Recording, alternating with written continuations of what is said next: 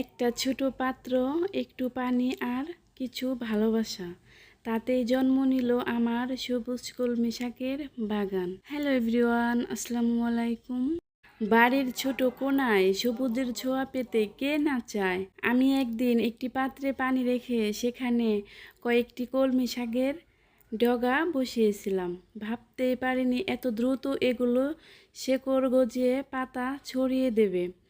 কয়েকদিনের মধ্যে পাত্র ভর্তি সবুজ শাক হয়ে গেল। এখন নিয়মিত পানি পরিবর্তন করি এবং রোদে রাখি, তাতেই শাকগুলো সতেজ থাকে। কোনো রাসায়নিক সার বা বিশেষ যত্নের দরকার হয়নি, শুধু ভালোবাসা আর সামান্য সময় দিয়েই এত সবুজের সৌন্দর্য।